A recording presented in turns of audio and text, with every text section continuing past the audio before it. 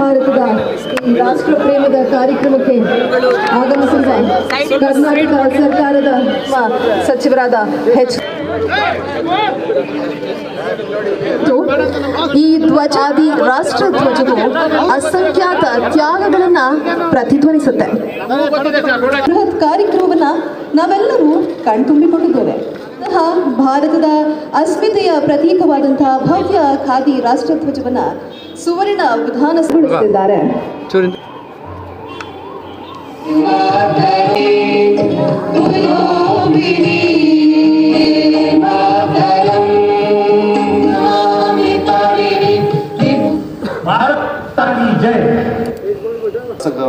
ಮಿತ್ರರೇ, ಗಣ್ಯ ಅತಿಥಿಗಳೇ, ಈ ಒಂದು ರಾಷ್ಟ್ರಧ್ವಜ ನಿರ್ಮಿಸಿದಂಥ ನಮ್ಮ ರಾಜ್ಯದ ಯುವಕ ಸನ್ಮಿತ್ರ ಅಂತ ನಮ್ಮ ನೆಚ್ಚಿನ ಮುಖ್ಯಮಂತ್ರಿಗಳು.